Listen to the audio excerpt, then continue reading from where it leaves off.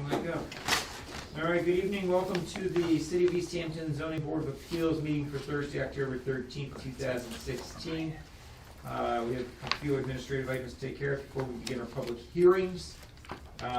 First of all, is there anyone here for public comment other than for the two hearings which are on the docket for this evening?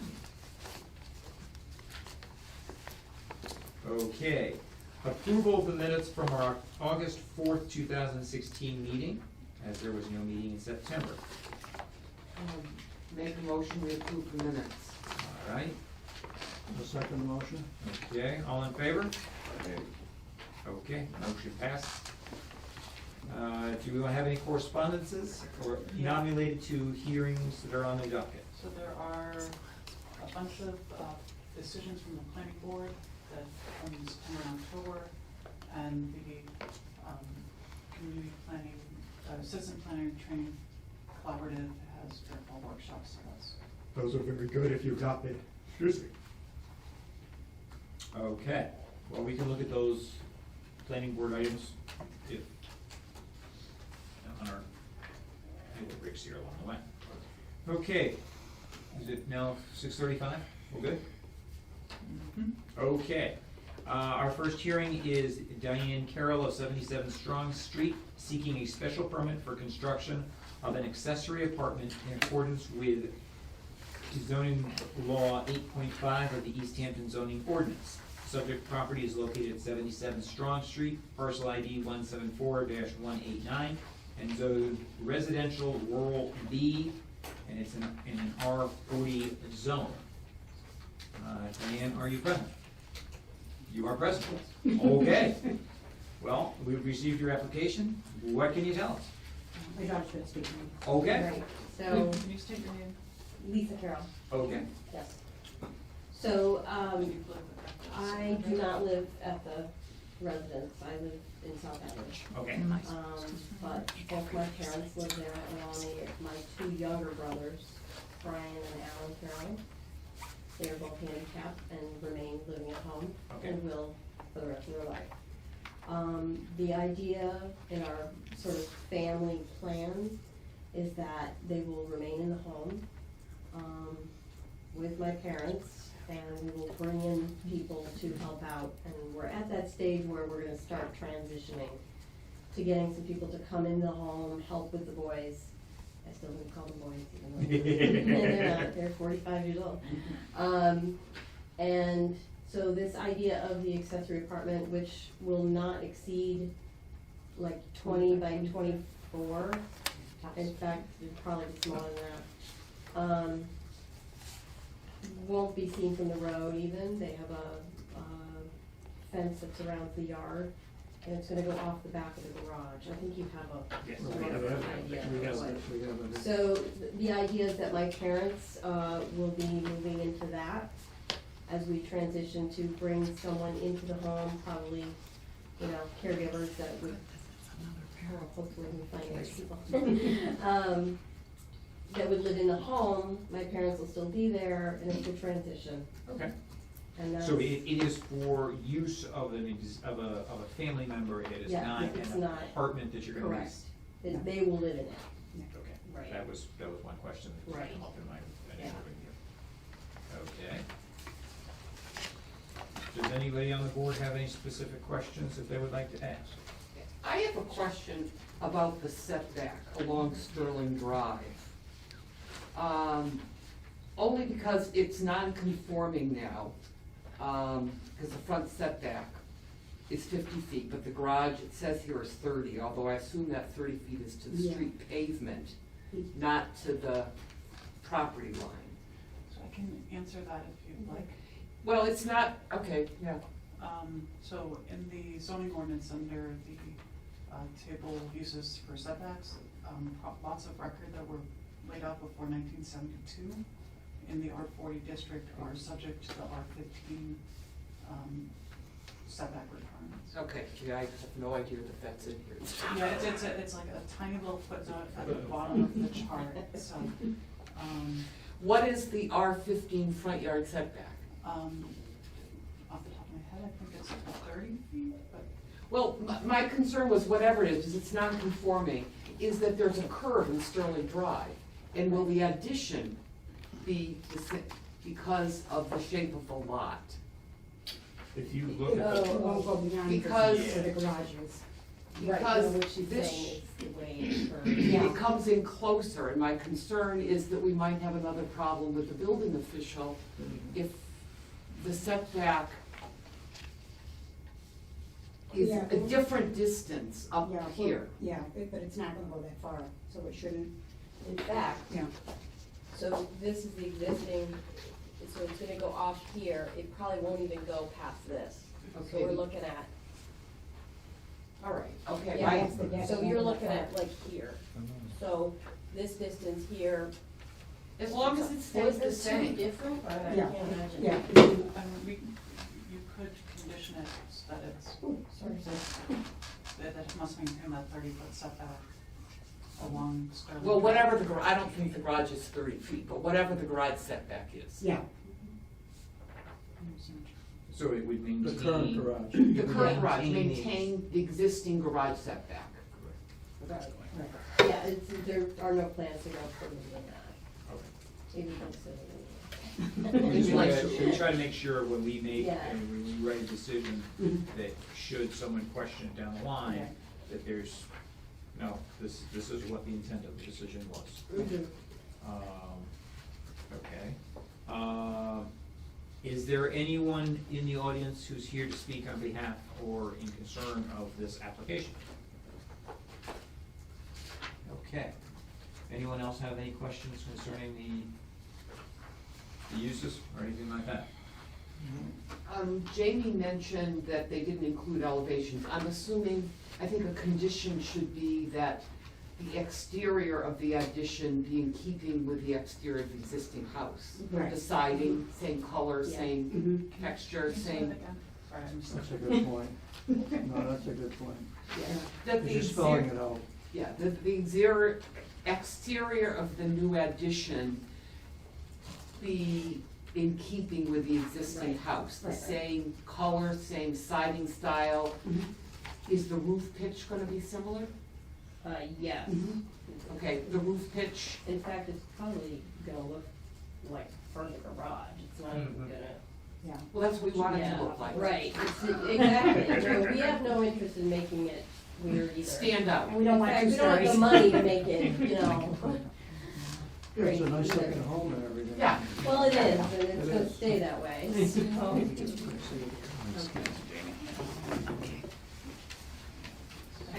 I don't think we need, Jamie suggested, I don't think we need to continue this to get the renderings as long as the condition is that it looks Right. Yeah. like the same house. Looks like a pre-existing Yeah. structure. Right. Okay. I received comments from the fire department, and this doesn't explicitly relate to zoning, it's more to fire code and building code issues. And these fire officials said that the entire house needs to be brought up to code for hardwired and interconnected smoke detectors, carbon monoxide detectors, and heat detectors. And that would be taken care of while you're going through the building. You won't get a building permit from the building inspector until you right. deal with that. But just so as a heads up, that they would be looking at not just on the addition, but on the entire. We can do that in our house.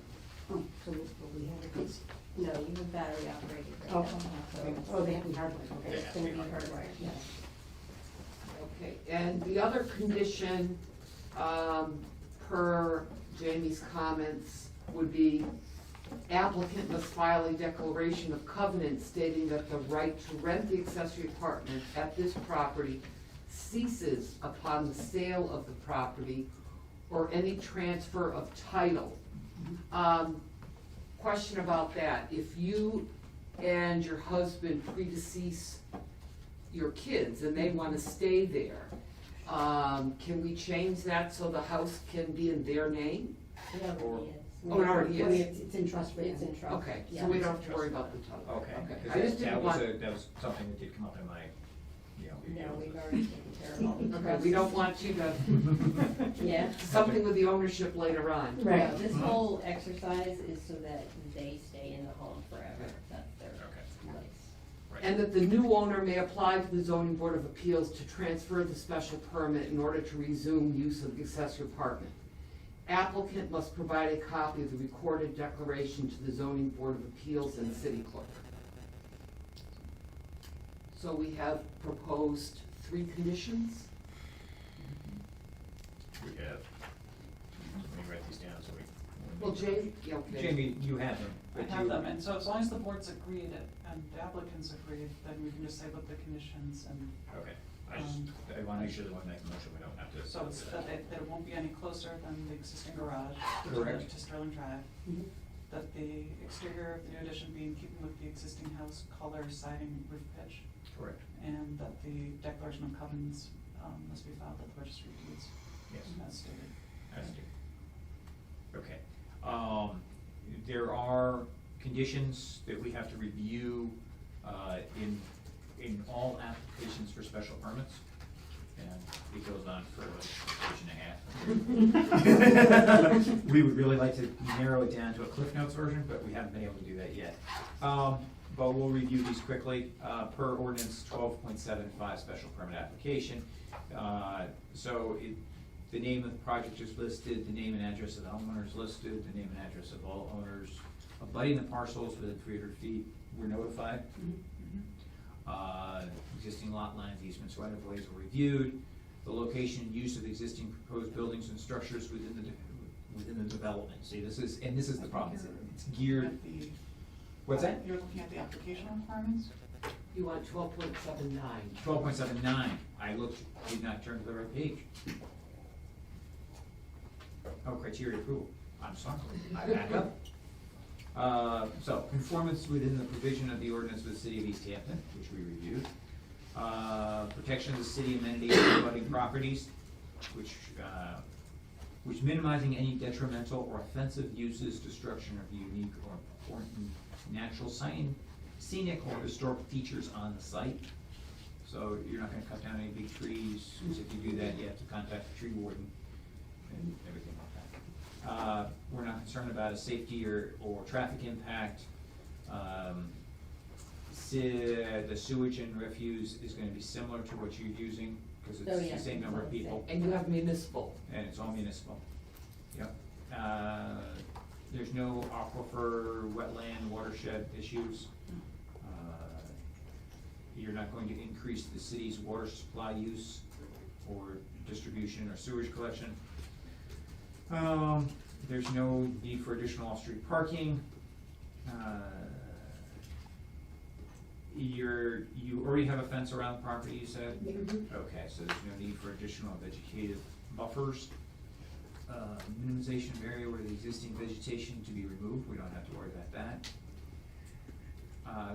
And actually, subnote J here may cover some of what we just put in our criteria, in that the consistency of the development, we say development, construction, with respect to setbacks, area placement of parking, architectural style and landscaping of the surrounding buildings and development, which basically kind of covers, you're gonna make it look like it's part of the house. Right. Adequacy of the measures to prevent pollution, surface and groundwater to minimize erosion and sediment during construction, that's basic construction policy. And adequacy of the methods to ensure that the use will not constitute a nuisance by reason of unacceptable levels of air or water pollution, excessive noise, or visually flagrant structures and accessories. There you go. Pretty straightforward. We just have to go through everything so we make sure that we cover everything. Can you go through the accessory apartment standards as well? Accessory apartments. 8.3. 8.3. 8.53. 8.53. Accessory apartment standards. 5.3, yeah. Yes. The zoning board of appeals may authorize a special permit for use known as accessory apartment in owner-occupied, single-family dwelling, provided that the following standards and criteria are met. There's 12 or 13 of those. The apartment will be a complete separate housekeeping unit that functions as a separate unit from the original unit. So you're gonna have a kitchen, you're gonna have a living room, you're gonna have a bathroom, you're gonna have a bedroom. Small. Within that. Yeah. Within that space. Like a motel room. Yes. Motel room. That's okay. Tiny house. Yeah, only Or a one, really nice bedroom. only one apartment will be created within a single house. Yes? Yeah. Yeah. Okay, well, and, you know, that open living style is very popular. Right, right. The lot in which the single-family house is located must meet the minimum lot size, which it does the requirements, and must comply with other applicable zoning requirements for its district. We have reviewed. The owner of the residence in which the accessory apartment is located shall occupy at least one of the dwelling units in the premise. Have reviewed. The accessory apartment shall be designed so that the appearance of the building remains that a one-family residence as much as feasibly possible. Basically, it's gonna look like you're putting in an addition on the back of the house for a living room and great room. Any exchange changes made must conform with the single-family character of the neighborhood. In addition to the original building is permitted, provided that the addition does not increase the floor area or volume of the original building by more than 1/3 of the existing residential space. So you're not building an addition, the apartment may not be more than a third larger than the pre-existing structure, which is. By the diagram, it's clearly not. It's not. The accessory apartment shall be clearly a subordinate part of the single-family dwelling. It should not be greater, this kind of repeats what the other one was. Shall not be greater than 33% of the existing total residential space, or 800 square feet, whichever is less. It's not. Yeah. At least 2 different off-street parking spaces per dwelling unit are available for use by the owner, occupant, and the tenant. Spaces shall be located to the side or the rear of the structure to the extent feasible. But you're technically not increasing the number of occupants. Right, Right. right. The only question I have is that, is there parking, is it feasible to have the caregivers have parking? Yes. Yeah, you can fit 4 cars, no, there's a garage, 1 car garage, plus you can put 4 cars in the Okay, driveway. so no additional off-street parking would be required with No, there. no, they're a one-car household anyway. Okay.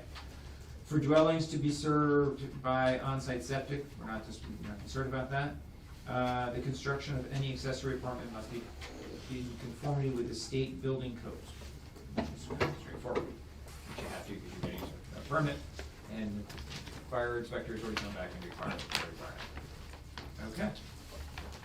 Cover all that. Does anyone on the board have any additional questions, concerns? No. Okay. Can I get a motion to close the hearing? Or close the public comment? The hearing. Yeah, hearing. I'll make a motion to close the hearing. Okay, I thought I said it right, I was just making sure. You're looking at me funny, so nothing to be there. All right. Any other further deliberation? Okay, I will make a motion. Make a motion to approve the application by Diane Carroll of 77 Strong Street, seeking a special permit for construction of an accessory apartment in accordance with zoning bylaw 8.5 of the East Hampton zoning ordinance. The subject property is located 77 Strong Street. With the conditions that we have stipulated and reviewed.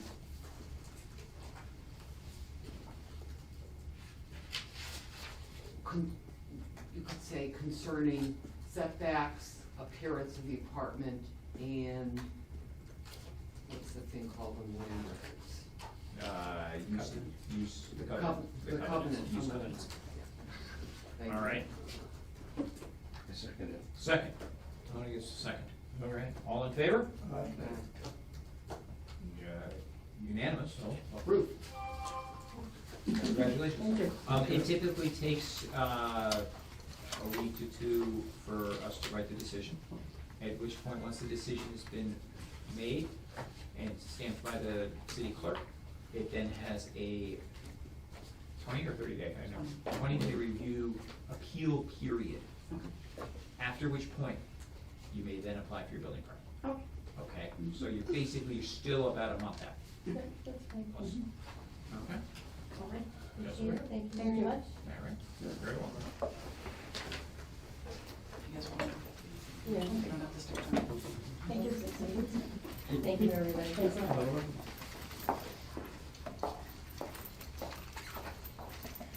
we don't have time for him on the second hearing.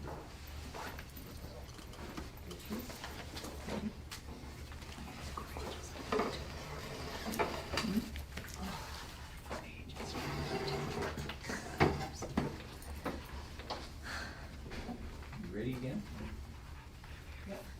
Okay.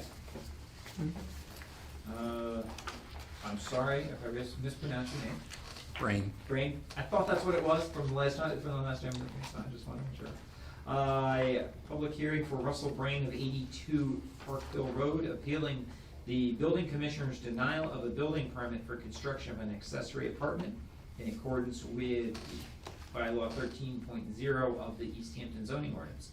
Subject property is located at 82 Park Hill Road, parcel ID 117-2, and zoned residential rural CR35.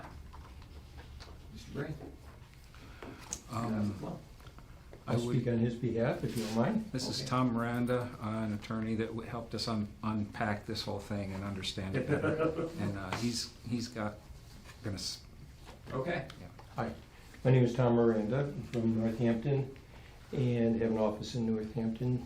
Remain seated, informal. Remain seated, however you are comfortable. Okay, right now I'm comfortable here. There you go. So, basically, I believe that at least 4 of the members of the board voted on the grant of the special permit. From what I read, Mr. Hamel was present, but didn't participate. And the permit, from what I understand, when it was granted, there was some discussion with regard to the issue of the setback on the property. The application for the building permit was denied. There were 3 bases for denial. One was the setback issue, which is what we're appealing here.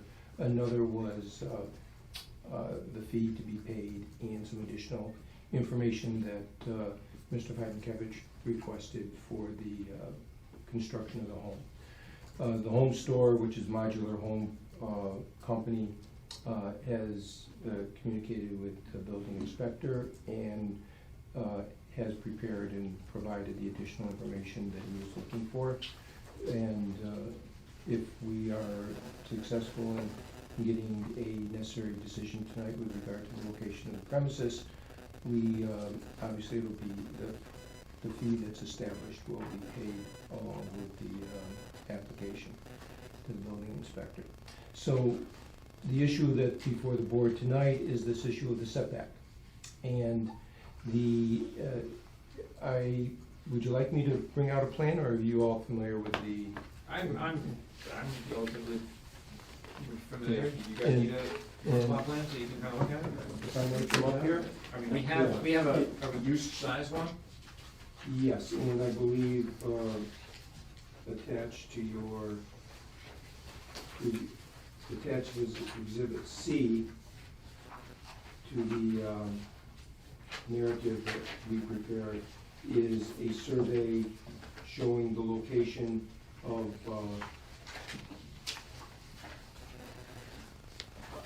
you find it? Okay, it would be the last page of, okay?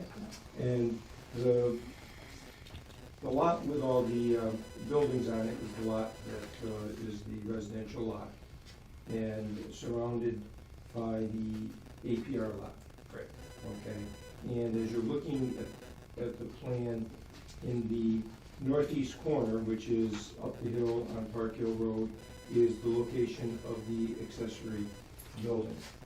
Between the accessory building and the current house lot is the septic system that's going to be shared by both buildings and is going to be expanded to accommodate the additional use from the accessory apartment. So the real question is how the board views the setback requirement as it pertains to the fact that there is a survey showing two lots, one being the house lot, the other being the APR lot. If you determine that a variance is necessary in order to allow the accessory use apartment in the proposed location that was approved previously, then the narrative that I provided to you outlines how we feel that we satisfy the requirements of the variance. And I will, as you know, in order to grant a variance, there are several criteria that you must consider. And one is the shape, topography, soil conditions of the land that affect this particular parcel, that don't generally affect other parcels in the zoning district. In this case, we would say a couple of things. Number one, because of there is some topography there where the property slopes down away from the road, but the soil condition is also the fact that there is an existing septic system on the property, and that is what will be used by the new building. And to relocate the new building would require a number of things. Number one, it would likely result in removal of some of the produce-producing trees and berries that the Brains have on their property. And there really is not another location on that parcel that would be suitable for this accessory structure. If you go down behind the farm store, there's a large area back there that has a raised septic system in it. Down to the south, it drops off and starts to become wet. And then the other part of the property has the fruit-bearing trees and bushes on it. So this is really the best location for this particular structure. Plus, if we were to move it farther away from the sideline, you're going to be bringing it closer to the older farmhouse on the property. And aesthetically, it's just from the road, it's just not going to look appropriate having a newer structure so proximate to the existing structure. There is going to be a hardship if we're unable to build in this location for a number of reasons. After the special permit was granted and there was an appeal period, and after the appeal period passed, the family made arrangements, number one, to purchase the modular home. They have the septic system work has been done. They've incurred expenses on that. They've got another. If they're going to relocate, it would require re-engineering of the septic system, or a new septic system in a different location, etc. So, and also, if you're going to move the building, it would affect the income-producing capacity of this particular parcel as it pertains to whatever trees they have on the parcel at this point. So, we feel that there is a situation here where there would be a hardship if you don't grant the variance. The other requirements have to do with detriment to the public good. I mean, there's really not going to be any effect on the public with this variance. You're going to be adjacent to a piece of property that can never be built on because it's under an APR restriction. If you were to relocate this, it would, in our mind, would affect the aesthetics of the property. We don't think that that's appropriate under the circumstances. We have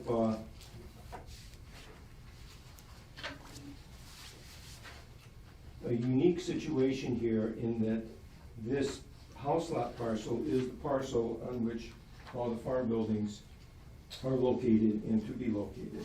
And so there's really, for the flow of the business and the equipment on the property, if you relocate this structure, it would affect the way the property is currently being used and just the traffic flow of Mr. Brain's farm equipment. So we don't see where there's going to be any detrimental effect to the public by this location here. And As far as the purpose of the bylaw, you're not gonna derogate from the purpose of the bylaw. Bylaw in the ordinance, in my mind, is that you don't want to have buildings so proximate to one another on adjacent lots that you might have access issues, that you might have safety issues in the event that there was a fire spreading from one building to another. You want to be able to maintain a certain distance between buildings on lots owned by different people. And under the circumstances here, there's never going to be a building on the APR lot. That lot is permanently restricted from any type of use. So we don't see where there's any derogation from the intent of the bylaw with regard to the setback. Now, one of the things that has been brought up, and I think that you alluded to it in the previous hearing, is some type of a condition on the use of the property that would prevent this property from being sold to someone else, so that it would, in fact, so that the properties would be in separate ownership. My client's willing to have a condition placed on the variance to the effect that the variance would only apply as long as the property is owned by these people. If it was going to be sold to a third party, then the new owner would either have to remove the structure or come in and seek another variance. So we're cognizant of the issue that's been brought up. I don't know if it was Attorney Fitzgibbon that brought it up or Mr. Pankevich, but so we're willing to work with the board to satisfy that issue, which we, in our mind, and we may be wrong, tell me if we are, because we're trying to address any of your other concerns, but we sense that that may be one of the concerns that the board will have. So I'll try to answer any questions that I can. If I'm unable to, Mr. Brain is here with members of his family, and they're available to help. If I could just, in something you just said, the only reason I'm going to trigger right on it, is the thought to have to come back to the zoning board of appeals and ask for a new variance should the property be sold separate from the APR lot. At that point, it would be, there's no variance, because it's already pre-existing. In my mind, the option to say that should the property be sold separate from the APR property to a separate owner, I think at that point the structure would have to be removed. For the simple fact that you are looking to take a structure that is 3 feet off the property line, which is by far way too close compared to what the zoning intent is and everything like that. And I understand that the surrounding property and the lot in concern are integral to each other. And my understanding of how the farm works and the reason why it was separated, I understand all of that and everything like that. But I just see that if we were to grant a variance for the construction of the building, I think a clause of the variance needs to be that should the properties be separated in ownership, at that point, that structure would have to be removed. I understand. And from my understanding, and I'll just ask Russell Brain to confirm that in his mind, that is not something that's going to happen. And To my mind, I understand it's technically possible for the lots to be sold separately. As the current owner, I don't see that ever like, the forces that might cause that to happen don't exist. The forces that cause those lots to be together are completely compelling, in that the farmland is worth almost nothing without the infrastructure that goes with it, and the infrastructure land is worth almost nothing without the farm that surrounds it. And I understand that completely. And I'm not trying to, I guess our position as the board is to to look at worst-case scenarios. Mental illness maybe would cause someone to ruin their family fortune by I selling them think- separately. I We've don't all know. seen it. I think the question is would a restriction that is being proposed be acceptable? It sounds, I would be in favor of it because it would glue those lots together, in my eyes. Yeah. My only question is, like, most likely my daughter or my grandson here will get this property, and I'm wondering, they're bound by the same thing Yes. then? It's forever, okay, Yeah, because it would carry with the deed, yeah. as long as those two lots are in co-ownership, for lack of a better term, I'm not sure what the. Yeah, under one owner. Under one owner, then the structure may remain.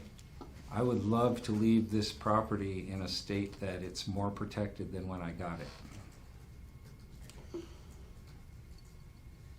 know, and I don't know whether putting it in some sort of a trust where both properties are part of it, I don't know if a legal part, that's your job.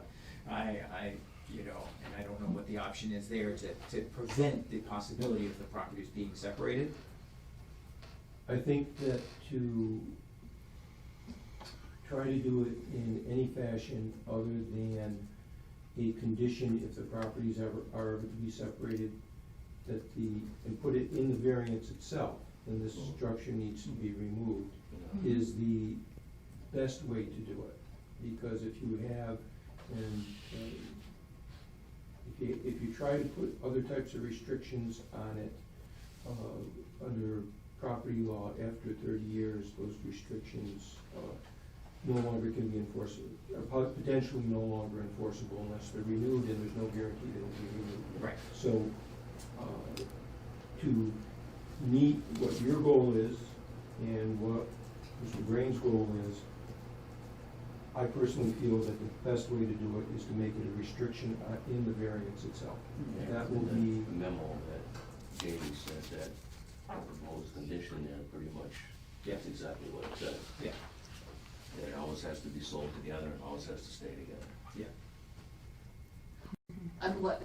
Unless the structure It's is torn down. removed. It's Right. We should add an addendum to that, unless the accessory structure is Right. removed. oh yeah, that's what I understood. Yeah. Yeah, you well, were the saying. one that Jamie wrote didn't say that. Okay, I've not seen- and we I've not seen didn't, what you you know, wrote. Yeah. until he said that, I didn't. He just gave us a heads up Yeah. where we might go, And it's pretty much just what you were saying. Yeah.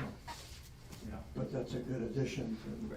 Right, because who knows what the world's gonna be like in 50 years, and if it makes sense to divide the structures in 50 years, we don't want them not to be able to.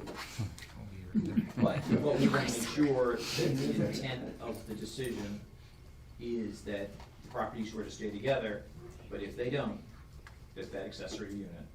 And the advantage of it being modular is it can be moved just as easily away as it was, well, almost as easily away as it was moved in. Not quite, Certainly no. be bashed down easily. It will look just like a regular house. And we don't regulate who lives in the accessory apartment. It's for a mother now, but your grandkids, a farm helper, somebody else could live in it at some point in time. Probably me. Yeah, but we don't regulate that, so we don't care. Right. Okay. Correct, because it's not an addition to an existing structure at that point, then it becomes, can't we regulate at that point? Well, we don't have to, and I don't think in this case we should. Okay. I mean, I was looking at the accessory apartment regulations. It just says that the owner of the residence shall live in one of the units. So that's already been covered, because Right. the special permit was already granted. Right. Yeah. So, Okay. So, is there anyone else who has anything they would like to add? Let's start with that. Okay. Does the board have any additional questions?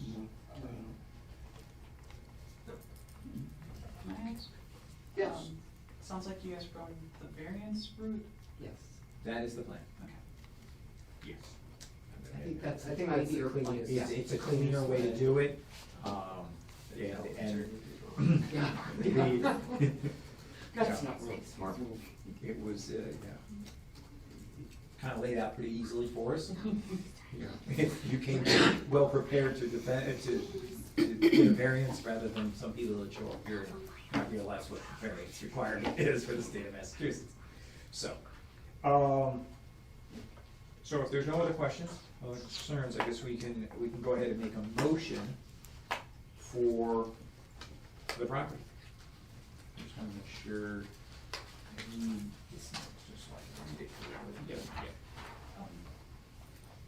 So can I just have the board discuss the findings for the variance? Yep. Just to make sure that you agree with as they were stated and. Okay, so let's review.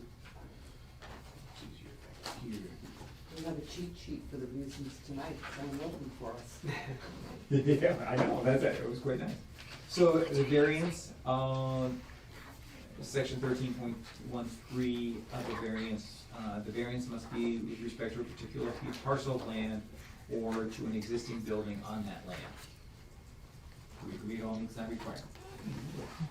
Okay. There must be circumstances related to the soil condition, shape, or topography, especially affecting such land or structure, but not affecting generally the zoning district in which it is located. Well, I think the fact that it is surrounded by APR property is the topography, or it's not really topography, but shape, and it affects such land. And I'm not sure how many other APR properties there are on Park Hill Road.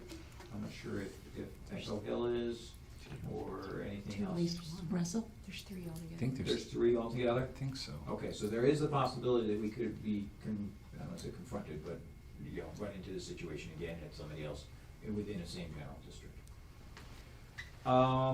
Literal enforcement of the ordinance would involve substantial hardship, financial or otherwise. We've already reviewed that, where the building has already been placed in order, they've already had incurred legal fees and higher costs. Desirable relief may be granted if there will not be substantial detriment to the public good, or nullification or substantial derogation from the intent or purpose of this ordinance. And I think that that's pretty much been covered as well.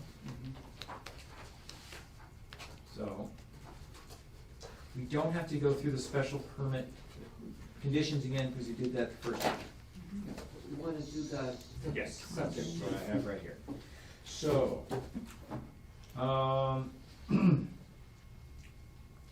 the condition of the application will be, or of the approval of the variance, and the enrollment terms right here.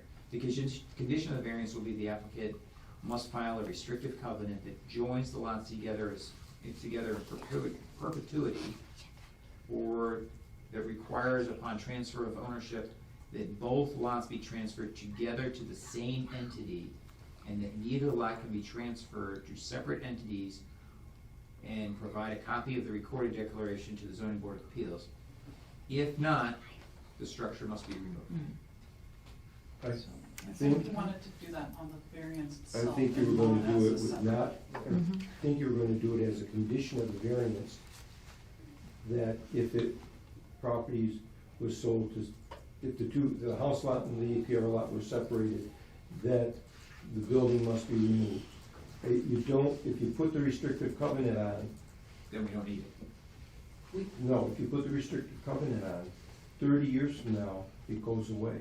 Okay. Okay, so that's not what you want. You want, I believe as Ms. Bush said, as a condition of the variance, if the ownership of the house lot and the APR lot were to be in different individuals or different persons, then the accessory building must be removed. So we don't need the covenant, we just need. You don't want the covenant, and Okay. that's, I understand why you're saying that. I do understand that, I'm sorry. I didn't catch that at first, so. What's that? I didn't catch that at first. Yeah. But it's talking about the expiration of 30 years. Right, okay. So the condition is that if the properties were to transfer ownership to two, if the two properties were to transfer to two separate people, the structure must be Two separate owners. two separate Yeah, owners. yeah. They don't have to people, they Yeah, can be owners. owners. The property, this structure must be removed. can we put a time frame on that? Is it have to be prior to closing? Because it then becomes an enforcement issue if we don't have a term.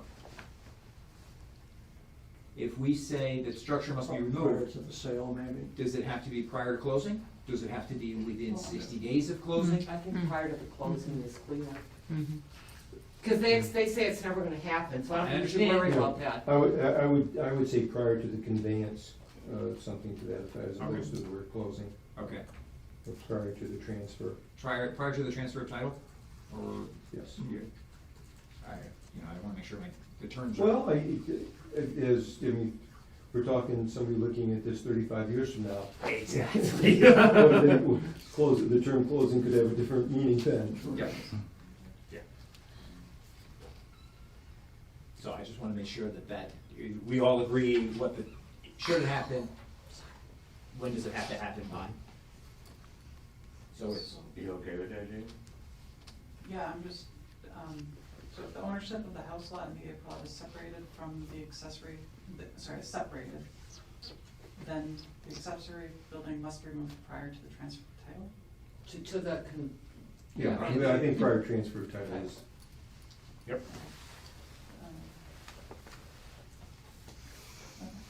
Okay. All right. I second. Does that count as a motion? Or do I have to say I would make a motion to I approve? thought you You did. can make a motion then. Okay. I make a motion, we approve the application by Russell Brain of 82 Park Hill Road. Appealing the decision of the building commissioner denying the building permit for construction of the accessory apartment in accordance with 13.0 of the East Hampton zoning ordinance. Do I have to go through all the conditions again? No, but I'm just thinking, so you need to I would say, approve, you need to make a motion to approve the variance? yes. And then a motion to overturn the building inspector's decision based on the fact that there's a variance that you just granted. I agree with her. Yes. Okay. So we already made a motion to approve The variance. right? Now can I make a second? Now so you're seconding the The variance. motion to approve the variance. Okay. So we have a variance on the table. We have a second. All in favor? I Okay. make a motion based on the variance we just granted, I make a motion that we overturn the building official's decision not to grant a permit because it does now comply with our zoning regulations. I'll second. Second. Okay. Jamie, you got all that? All right. All in favor? And their time is so possible. Thank you. Thank you. Thank you for coming. Yay! Leave it over here. Come and have tea with me. Is there another 20-day? That's a good question. What? Is there another 20-day? Yes. Okay. Yes. Here you go. And we'll probably, Nothing moves fast. No, except the oncoming winter. Can't stop that. I don't know, Control tornadoes that. can fly over the right conditions. All right. Take care of me a hug. Congratulations. this is every single blood relative alive in the Well, and I have an adopted son who's developmentally disabled. He's at Riverside. Okay. We just moved here to be with the family from Chicago. Congratulations. Yeah. Welcome to the But neighborhood. he's not as patient as the 6-year-old who I was sitting in a meeting, so he didn't come. Yeah. All right. Take care Thank you now. so much, everybody. Have a good night. Thank you. All right, so we have some correspondences here, and does anybody have any other questions? Is there any other new business, old business? Our next meeting is tentatively currently scheduled for Thursday, November 10th. Yes, and we have received at least one application so far. At least one So there will application. be a meeting on the 10th. Okay, and the deadline for submission is October 20th, which is coming up quick, next week. All right. Just advance notice, I leave for Florida on November 10th in the morning, so I won't be able Let to me, attend. let me check my calendar while we're here. I called my wife earlier when I read the, She knows your calendar better than you. yeah, I didn't have my phone, so I couldn't do it. That's why my wife went to we went to an electronic calendar, it was just easier. November 10th, It's a Thursday, I think, yeah, it's a Thursday. I got, there's nothing there. Wow. Okay. So, motion to adjourn, Second the motion? okay, all in favor? Yeah, I called the hotel today that we booked, and they said, you guys get here